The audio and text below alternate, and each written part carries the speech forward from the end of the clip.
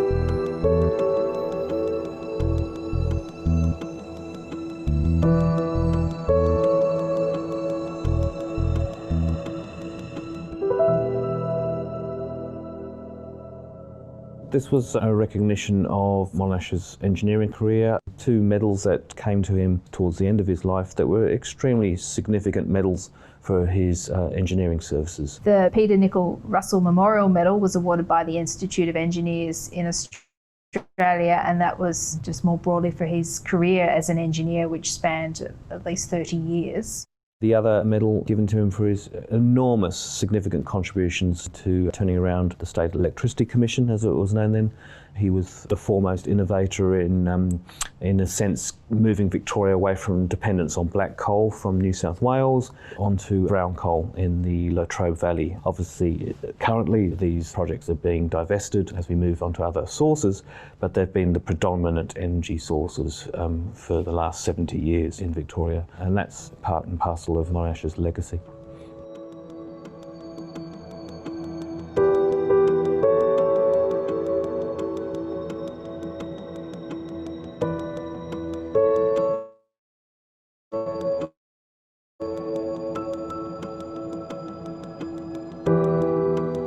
Monash was knighted on the Western Front in August 1918 by King George V. It was a very significant moment because it was the first time in about 200 or 300 years that an army commander had been knighted on the battlefield. This was a knighthood where the king was prepared to travel while the war was still ongoing and go to a battlefield, in a sense a place of personal danger, in order to knight his general on the battlefield in front of his troops. An extraordinary knighthood amongst all the knighthoods for both Australia and the Commonwealth.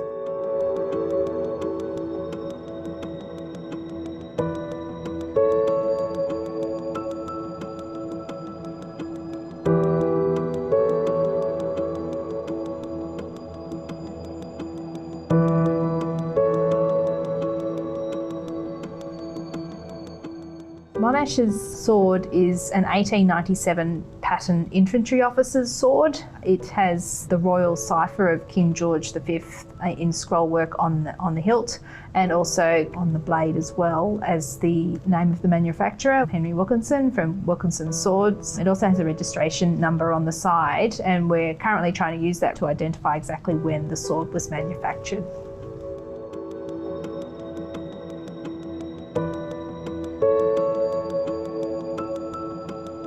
Well, this was obviously a very personal moment for Monash. Not only is he back in Melbourne, not only is he heading the Anzac Parade, but he's also walking across Princess Bridge, the bridge that he helped to build when he was a young man. So there must have been a lot going through his mind. It's a bridge that connected him to Melbourne. It's a bridge that connected him to his past, to his days as a student here in Melbourne. I think he might have had a bit of a smile. He might have had a look and seen if there were any little cracks or nooks that he hadn't quite fixed yet, or forgotten about, or something like that. Or hang on, you missed a bit, that kind of stuff. Monash was awarded an honorary doctorate of civil laws by Oxford University in 1919. Monash wasn't the only World War I commander to receive the honorary doctorate. Field Marshal Sir Douglas Haig also received one. General Pershing, who commanded the US forces, he also received one as well. So there's quite a number of notable dignitaries in that particular ceremony. So that photograph is a very unique piece of history.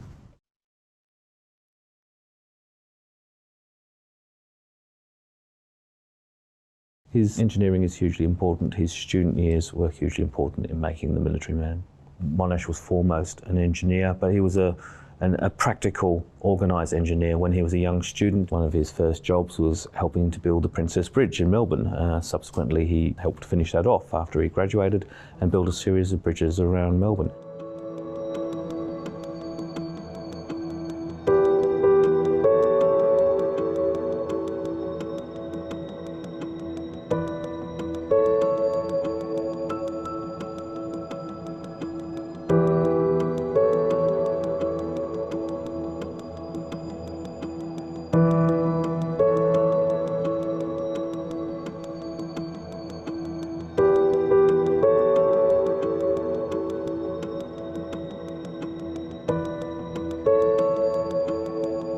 When it comes to his military career, this is how he wins the war, in the sense that he comes to each battle as an engineer.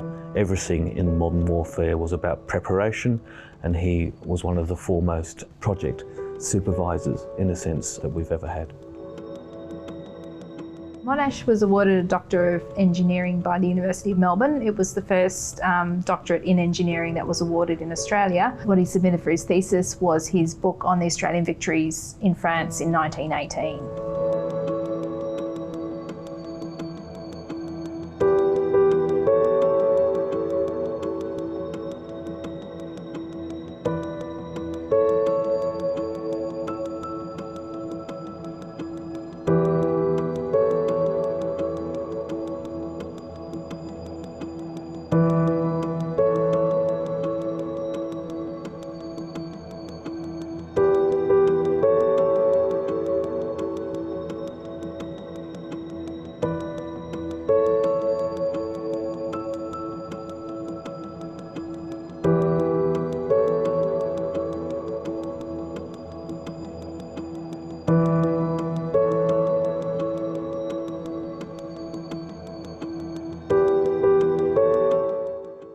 It made perfect sense. I mean, a man like Monash should be remembered by a major institution. The university was a new university, an innovating university. Monash was an innovator, was an engineer, as well as his military contributions. He was also involved in education. He was Vice-Chancellor at Melbourne University, hugely interested in the power of education. Himself, he went through education as a means to improve himself, but also the strengths of Monash. It was designed, in a sense, as a science and technology-based university built around engineering and science, which is still Monash's strengths, the university and the man. Monash University's coat of arms borrows a couple of elements from Monash's coat of arms, most notably the laurel wreath and the sword. They're present in both coats of arms. We've got the Southern Cross in the university's coat of arms, and there are also a number of stars on Monash's coat of arms. So they were trying to make a tangible link between Monash the man and the university. A perfect sensible arrangement to name a university after Monash, to take on board that sentiment, particularly in light of the current situation at Monash, still heavily specialising in the sciences and engineering, still with the reputation for engineering that Sir John Monash would be proud of.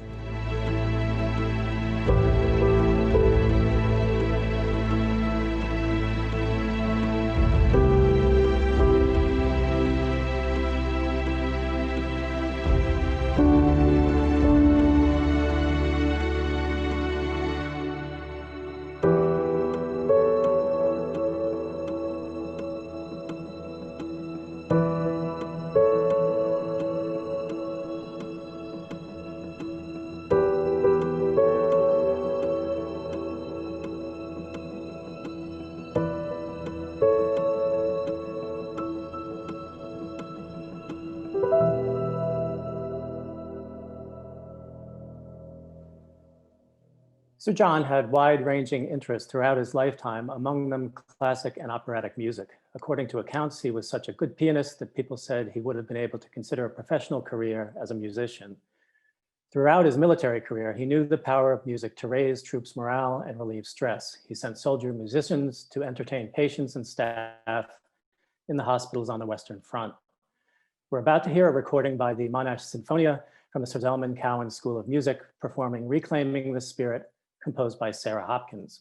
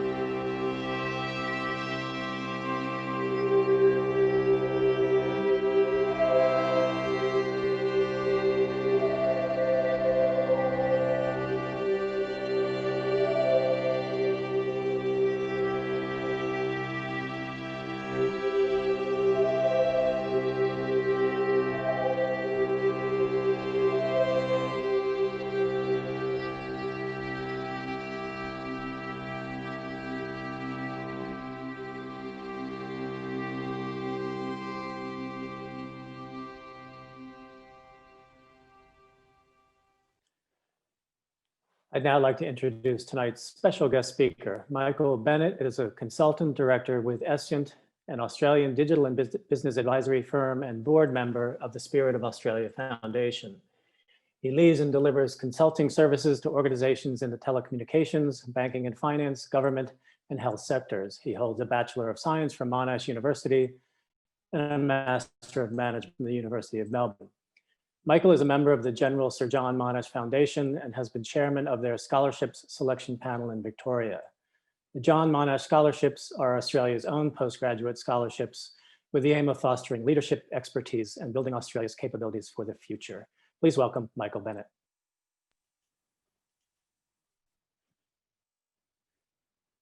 Thank you so much, Bob, for that kind introduction. Let me just bring up my slides here. And I'd like to also thank university staff, including Kay Sullivan and curator Anne Holloway for your work on the exhibition. And also thanks to Fawzia Janif, the event organiser.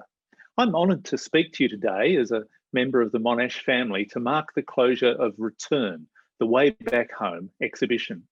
I was pleased to be at the opening last September by the Vice-Chancellor and have visited again since to be immersed in this print and digital exploration of the ongoing impact of the Great War. The exhibition remembers that John Monash was appointed to oversee the repatriation of the surviving soldiers and their dependents just 8 days after the armistice was declared on the 11th of November. So we are looking back from almost 102 years to the end of that war. I listened again recently to Eric Bogle's great song written from the perspective of a young soldier maimed during the Gallipoli campaign, and the band played Waltzing Matilda. The song describes war as horrific and futile and criticises those who seek to glorify it. We all must understand the different ways trauma from war impacts the survivors and their families, so that we can ensure that they receive the needed rehabilitation and can integrate back into life back home.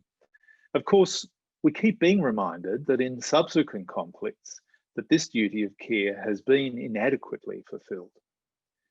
Our other great duty is to do our very best to ensure that there are no more conflicts, lest we forget. I greatly enjoyed the documentary we've just seen, thanks to research done by Andrew McIntosh from the Faculty of Pharmacy and Pharmaceutical Sciences, with the support of Professor Bill Charman. Some of these artefacts relate to the time John Monash was at war. However, we must remember he was only a professional soldier for 5 of his 66-year life. There is much more to know, and I'll try to share with you the journey of discovery I have been on over the last decades to understand who he was and his broad contribution to Australia and how we may learn from his example. I was the first in my family to study at this university. No one I studied with knew much about the person who the university was named after. This has been remedied in many ways since, and will describe some of them. If we are to frame an ambition for Australia's future, we must consider the lessons of the past. Every generation makes their own contribution to improve society. John Monash's generation was called into service into ways they could not have imagined. Let me explain my relationship to him. My grandmother was John Monash's only child, and I'm one of 7 great-grandchildren. John Monash had 3 distinct periods in his life following his education. First as an engineer, as a soldier, and also a nation builder. And before talking about them, let me tell you a little about his background and education. I've only can touch briefly on the details of his life, but we'll try to give a sense of his personality and achievements, including some anecdotes at the end, which I find fascinating.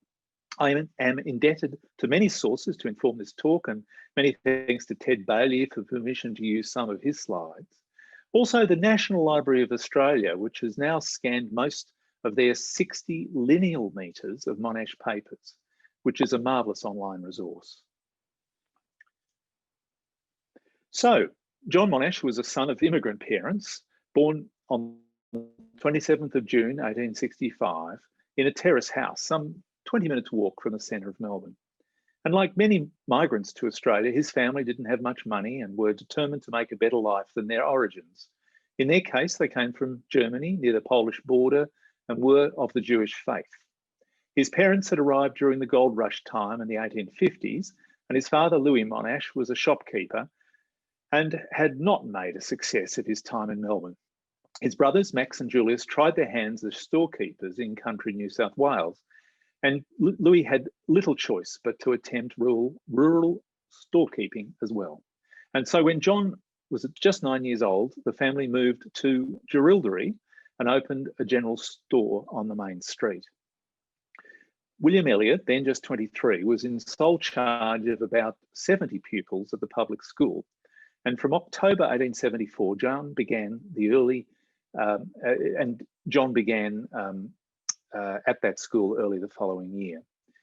John was a delight to William Elliott. He taught him all the mathematics he knew and many things outside the school curriculum.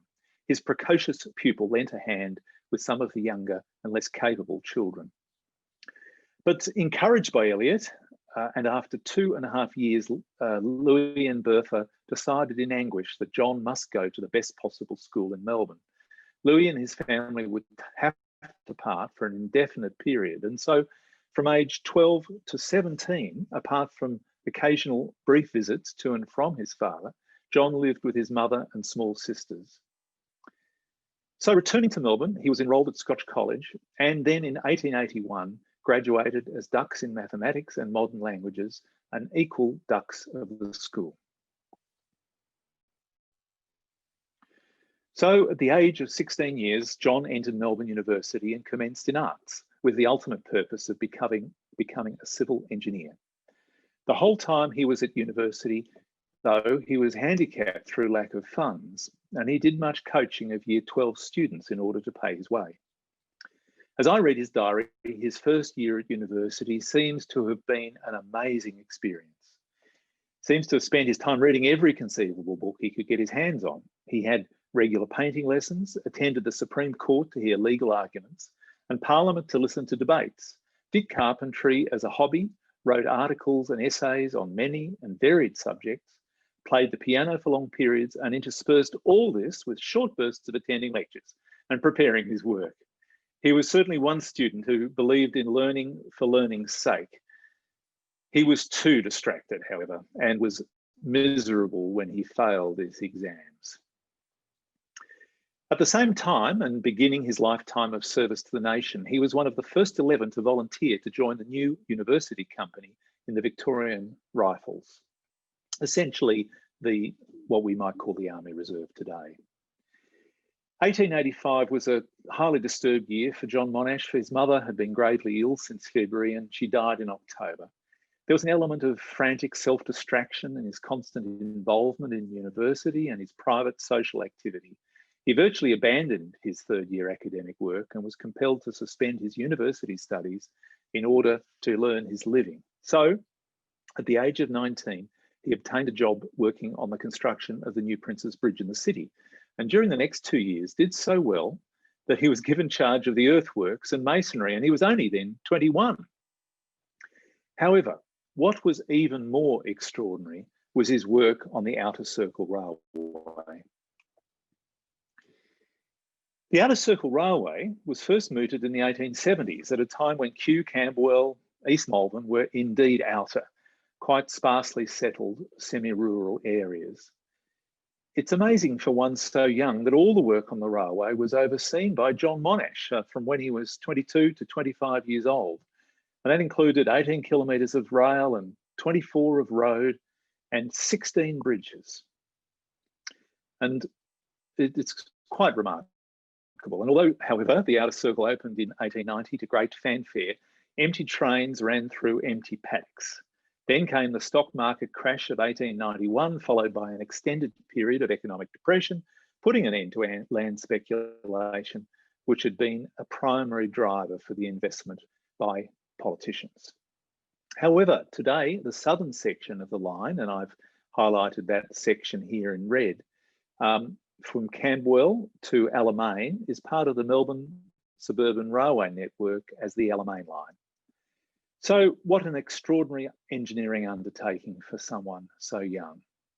However, it turns out this was an idea before its time. This new Outer Circle Railway was announced in 2018 and will take several decades to complete.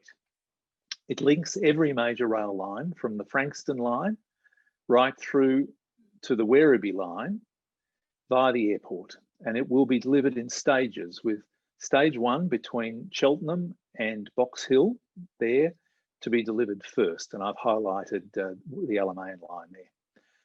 So this is a grander plan that conceived by land speculators 140 years ago. However, it seems its time has finally come. So by the age of 30, John had qualified as a surveyor and water supply engineer and gained degrees, remarkably, in arts, in law, and in civil engineering. In 1891, he married Hannah Victoria Moss, who was known as Vic. And their only child, Bertha, my grandmother, was born in 1893. Around age 30 years, he began private practice as a consulting engineer and patent attorney. And equipped with a degree in law, he was also a formidable advocate.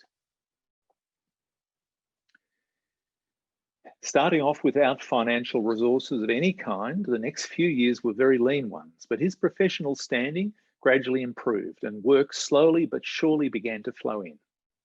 Much of this work was in other states, and he was involved in a great amount of travelling. For example, he was employed in connection with the construction of the railway from Bundaberg to Gladstone in Queensland, the Mulwala to Kew Railway in Western Australia, and the railway from Kelly Basin to Gormanston in Tasmania, and designed the King River Bridge on the railway from Burnie to Zeehan, also in Tasmania. Among his many achievements, he was acknowledged as one of Australia's foremost experts in reinforced concrete for civil construction projects. Now, remember the Fyansford Bridge near Geelong. I'll come to it later. In 1905, John Monash founded the Reinforced Concrete and Monia Pipe Construction Company, which produced buildings, bridges, water tanks, and silos using concrete reinforced construction. Right up, Melbourne University Archives houses the records of this company right up till 1953. Alan Holgate's website, I've got that down there, has a large amount of detail on John Monash's civil engineering works, which I really recommend. Alan is a now retired Monash University engineering lecturer. And I'm very pleased that the Monash University archivist, Lucy Davies, is driving the integration of Alan's material with the broader university website.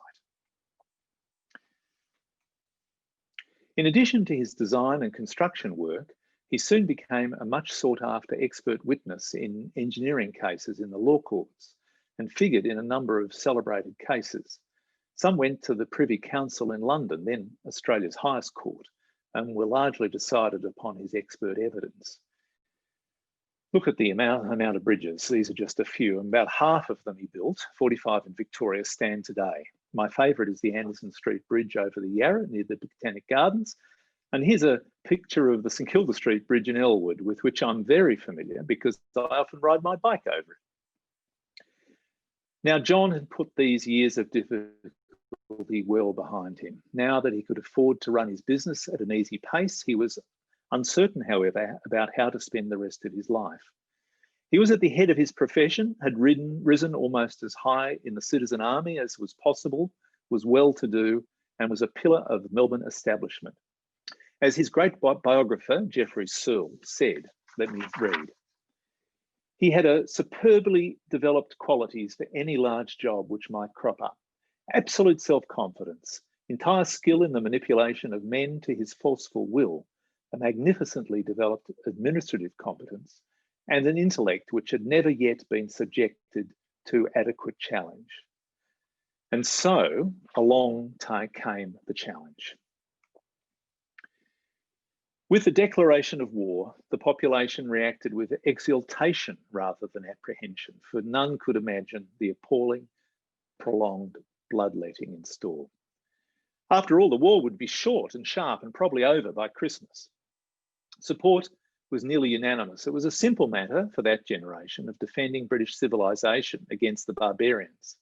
The underlying realistic appraisal was that if Australia did not take part, it would almost inevitably be taken over if Germany won the war. So John was commander of the 4th Infantry Brigade that landed at Gallipoli on the afternoon of the 25th of April, where he served until the evacuation. The campaign there, of course, was an unmitigated disaster. It's unusual that a country use the first day of a terrible defeat as the time to commemorate those fallen in battle. But however, for Australia, I realised the war provided the first reason for the newly federated Commonwealth of Australia to have cooperation across the states in a common cause. We must remember that it was only 14 years since they were colonies, arguing as to whether they should become a single nation. There were 2 years of continuing stalemate on the Western Front. The campaigns in the Somme region were horrific. Monash was promoted to Major General to command one of the 4 Australian divisions. In 1918, he was promoted to Lieutenant General and to command of the Australian Corps of 5 divisions after great intrigue. Historian Charles Bean and journalist Keith Murdoch, amazingly father of Rupert Murdoch, lobbied hard against the appointment of Monash on the basis of deep-seated prejudice and a lack of understanding of great leadership attributes. Even after he was appointed, these 2 mischief makers constantly urged Australian Prime Minister Billy Hughes to replace Monash and attempted to seduce others to their cause. However, Monash had arrived at his point of military destiny. He had now full authority to plan and lead all Australia's forces. On the 4th of July, 1918, Monash directed an immaculate set-piece attack with 7,000 Australians, 1,000 raw American troops, because they'd only come into the war very late, new improved tanks, RAF night fighters and artillery on the town of Hamel.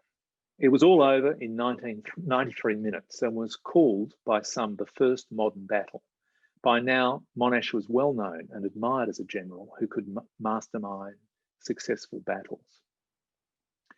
Then, on the early morning of the August the 8th, the Battle of Amiens was launched, striking eastwards with all Australian forces, massed artillery, tanks and planes, supported by the Canadian Corps on one side and the French on the other.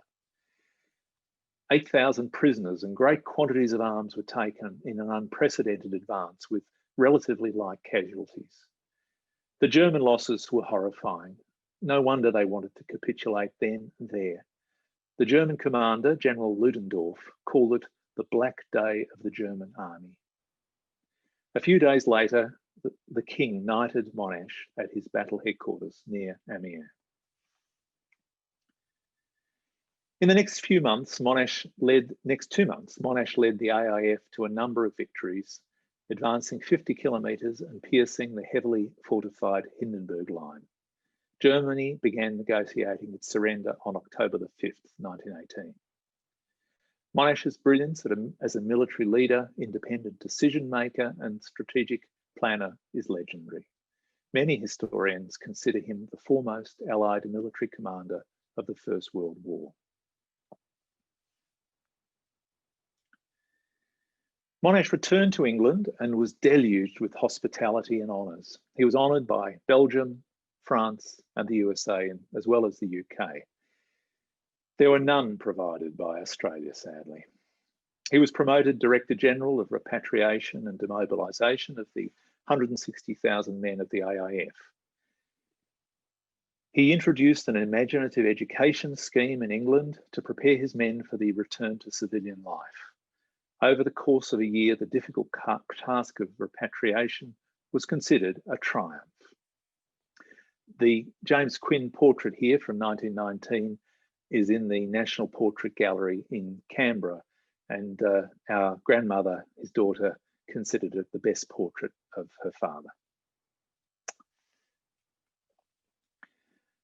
After the demobilising, he returned to Australia in December 1919, right at the end, and resumed for a short while his practice of engineering. But the government was planning the electrification of the state, and what more suitable man than John Monash could be found? As first chairman of the State Electricity Commission of Victoria, he set the foundations for Victoria's economic revival and prosperity following the Great Depression at the end of the decade. He was responsible for centralising the generation of power in Victoria at that time, building the basis of the manufacturing hub that Victoria was to become. While he was no socialist politically, he did ensure that the price of power was as low as possible and consistent across the state. It is interesting to reflect that our current woes with the cost of power and the large carbon pollution it causes would be greatly helped by another Monash to lead the methodical planning of this country's power needs, which is now evolving to one of distributed power generation. So how can I illustrate the standing and reputation of John Monash during his nation-building last decade? Let's hear Sir Robert Menzies' description of an incident which occurred when Sir Robert was a junior minister in the state government during the early years of the State Electricity Commission of Victoria. Robert Menzies was Australia's longest-serving Prime Minister, serving 18 years in total. This is part of a speech Sir Robert gave on the occasion of commemoration of John Monash's 100th birthday. I'm pleased to say that I was there on that day, and there are photographs taken with my cousins and I shaking hands with the then Prime Minister. So here's Victorian Minister Robert Menzies speaking. Up came a proposal from Sir John Monash himself about some trifling expenditure or something of that kind, and we rejected it. Sir John put his hat on, arrived at the outer doors of the cabinet room, and if I know anything about him, demanded admittance. The Premier said, "Oh yes, bring him in." And we all stood up instinctively.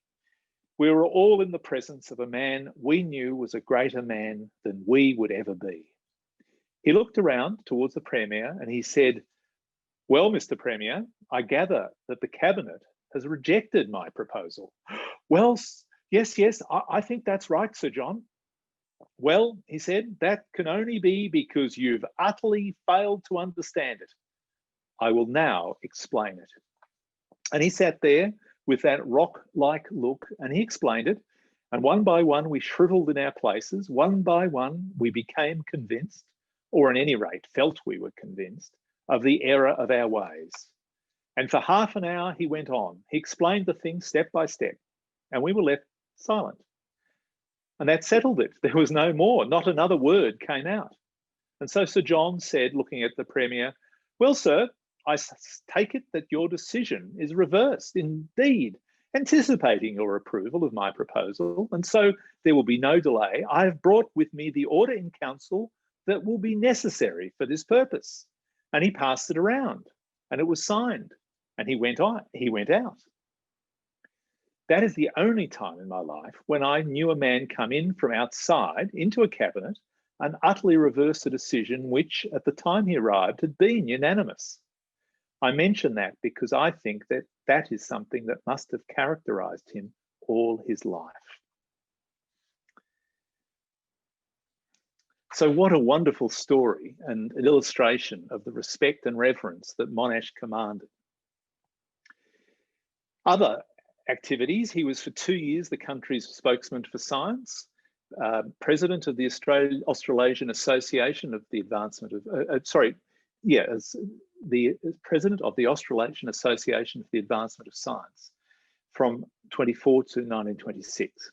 He lobbied the federal government to set up the Council for Science and Industrial Research, and when he succeeded, he went further and secured funding for the new body.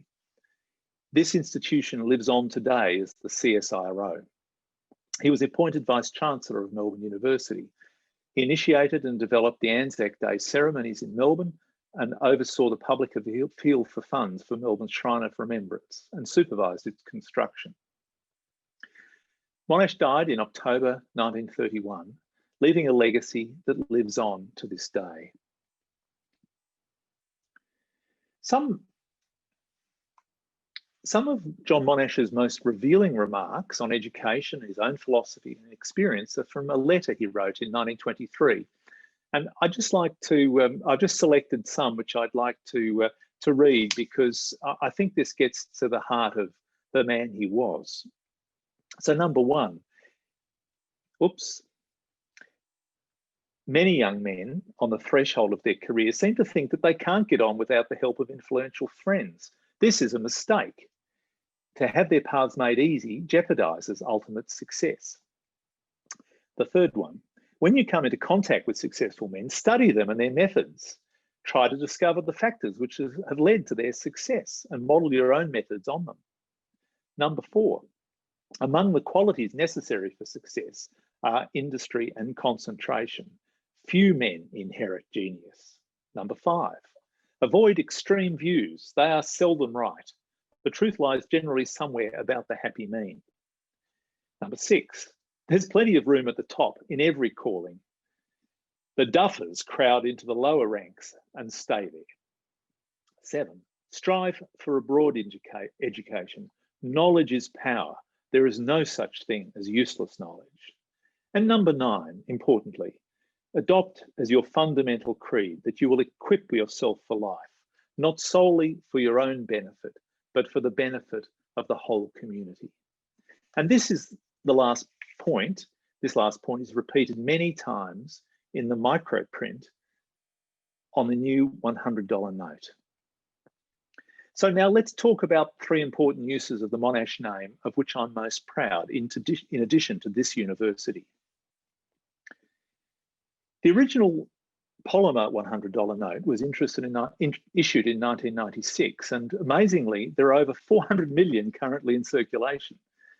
Like all the notes, it has been redesigned and was the last to be reissued a few weeks ago. I was so pleased that my father and I were able to contribute to the redesign, as we were sorry that the opportunity to show Monash's breadth was not taken in the original design, which included only images of war, such as artillery and soldiers. This new design incorporates the Melbourne Shrine of Remembrance there on the left, with beautiful poppies, which is to commemorate the men and women of Victoria who served, and was one of Monash's passionate projects. On the note's right, there's a picture of Monash surveying the Outer Circle Railway in 1889, and behind him the picture of the Fyansford Bridge, opened in 1905. This note is a work of art. The second of the 3 I'll pick out is the Sir John Monash Centre, which tells the story of Australia's participation in the Western Front in the words of those who served. And it's set on the grounds of the Villers-Bretonneux Military Cemetery in northern France, adjacent to the Australian National Memorial, and is the hub of the Australian Remembrance Trail along the Western Front. Really recommend visiting if you can, when we can travel. And the third use of the Monash name, of which I'm very proud, is the John Monash Scholarships. John Monash's focus on education, not as a means but an end is in itself, is one of the many facets of his legacy, and why it is so fitting that through these scholarships for postgraduate study, persons of any age, of any background, of any discipline can study a very prestigious scholarships at any overseas university. And there's been 202 of those issued, provided since 2004. So I hope today I've given you some general sense of, and a good understanding of, the breadth of his interests, the substance of his contribution to our society. And I do thank you for the opportunity to speak with you today. Now we will go on to some Q&A, which I believe Anne Holloway will facilitate. Yes, so you have the instructions there on the screen from Michael. Thank you very much. And thank you for your talk, Michael. It was really interesting. So if you have any questions, we do have a few moments and minutes if you'd like to pop them into the little box down the bottom. In the meantime, I was going to ask you, because I just actually would like to hear the story again. I know you have at the beginning of your slides the statue of Sir John Monash that's at Monash University, Clayton. Would you like to talk a little bit about its creation? Yes, well, I was going to talk about that some more, but I didn't quite have time. There's so much to talk about with John Monash. It was a wonderful amount of work by a group of people that call themselves the Monash Pioneers. Michael Hedbury and a group of other early students and graduates of the university from the early 60s decided they wanted to give back to the university that had helped to develop them. And they realized that there was no physical remembrance of John Monash at the university, and raised a large amount of funds and eventually chose Peter Corlett, who's a wonderful sculptor, to undertake the sculpture. And the sculpture was unveiled in April, in 2015, and by the Governor of Victoria. And it's only recently just been moved. It was very appropriately near the Menzies building in its initial placement, considering the speech by Sir Robert that I read out. But now it's moved, and I've seen it placed near the Rotunda and a bit closer to the administrative centre. And he's there looking out at the university that was named in his honour, and I think he looks very proud. Indeed. All right. So we do have a question. We have several in chat. So I'm going to ask the one in the Q&A first. So what do you think Sir John, this is from Paul Cooper, what do you think Sir John would say to contemporary Australians today in these strained times? Well, in a way, I've referred to that with my mention of needing another John Monash to come back to help lead us out of our climate change crisis. But with all the crises this year, we just need to apply science. He was someone, John Monash was someone who learnt the facts, understood them, researched, planned to the nth degree, and would have executed and solved our problems using the best ideas and the best understanding available today. So I don't think that always happens in our society, and it's immensely frustrating, and we must learn from the greats of our past, like John Monash and others, find the greats of the present and encourage their leadership to lead us into a better future. And I think perhaps the other thing is also he was so good at communicating science, which is part of the challenge today. Yeah. And it's interesting that when you read his biographies, like the Geoffrey Sewell one I mentioned, he seemed to be one of the first commanders, generals, who would bring together as many of his leaders as possible, right down to company commander level, and brief them personally on the battles that were to come, so that there was no misunderstanding, no Chinese whispers, no confusion. And it's that clarity is that it's so important in our communications of matters scientific. Yes. We do have a couple of other questions. So there's one from chat, which is, do you think Monash would have been an expert in so many fields if he lived today, when things are so much more specialised? I think his thirst for knowledge would mean that he would have been. You know, I meet young people like my daughter and her friends who study very widely and are interested in knowledge for knowledge's sake. And I think people haven't changed.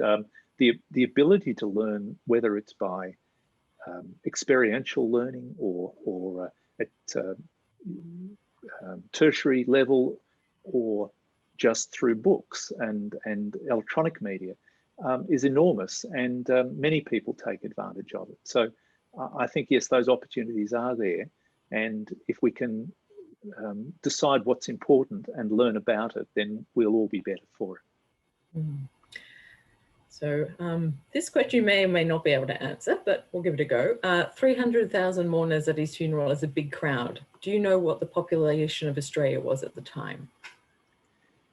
I believe the population of Australia was under 5 million at that time. So, you know, not dissimilar from metropolitan Melbourne. It was much, much smaller country than it is today. And, you know, I think all the you know, with the genius that shone through from Monash, he was a tall poppy in Australia and achieved enormously. Australia is what it is today because of his and others' contributions. So we have two more questions. They're both quite big, so we'll give them a go. The first one is, with his belief in centralised power, as in electricity power, as in power generates things, what would you think of the privatisation of the power industry? Yeah, well, of course, his job. I mean, it's interesting to what I didn't mention was that what power generation that existed was done by a few private organisations and a few city councils in Victoria, and so in a sense, his job was to nationalise the power industry and to build in enormous scale to provide it inexpensively, exploiting this important resource that Victoria had. He would want to see that power. I think because he was a pragmatist, he wouldn't necessarily mind who owned it. He would mind that it was regulated properly and for the benefit of the citizens that was going to use that power. I particularly mentioned his focus on reasonable cost power for all, articulated as part of the building of the SEC to point out that this was an important part of sharing a utility type service. And the last question from Michael Hedbury, because I think it's a nice one to end on before we go to the close. Can you shed some light on his personal values and style of leadership that underpinned his remarkable life? Yes, well, that's great that Michael is there, and I think John Monash was very personable, had great humility, was a great listener, was someone who made sure that all opinions were considered before a decision was made. I tried to describe aspects through that letter, those quotes from that letter I mentioned, that you know, he was obviously incredibly industrious. He didn't, I think, sleep a lot. Our family thinks that he managed on only a few hours a night, and that surely is the only way he could possibly pack everything in. I think he did take his own advice. He found successful men. He built good networks, but it was through his own perseverance that he managed to toss off the prejudice about he he came from the wrong religion. You know, he, in inverted commas, he wasn't a professional soldier. His parents were German, for goodness sake, but he was managed through the grace of his energy and demonstrated abilities, get out of that difficulty of prejudice and to show Australia and help Australia through his work. Okay, that wraps up the questions. Thank you, Michael, for taking the extra time. Thanks, Anne. Thanks, Michael, for that fascinating talk, and Anne for facilitating the Q&A. Before we conclude the evening with a musical performance, I'd like to thank a few people for their contribution to tonight's event and to the exhibition. So obviously our guest speaker, Michael Bennett, Jackie Whalen, subject librarian, music, theater and performance, and film and screen studies.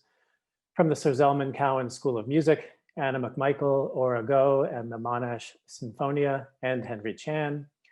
the library's special collections and communication teams who researched, curated, designed, and installed the exhibition, our collaborative partners from the Faculty of Art, Design, and Architecture, Faculty of Arts, Faculty of Pharmacy and Pharmaceutical Sciences, Monash University Archives, and eSolutions, and to our external partners, Museums Victoria and the Tram Museum. We hope you've enjoyed, or we hope you will enjoy, the first movement of Mozart's Sonata in F Major K332, performed by Henry Chan, a third-year student in the School of Music. And on behalf of the library, thank you all again for joining us this evening. Thank you.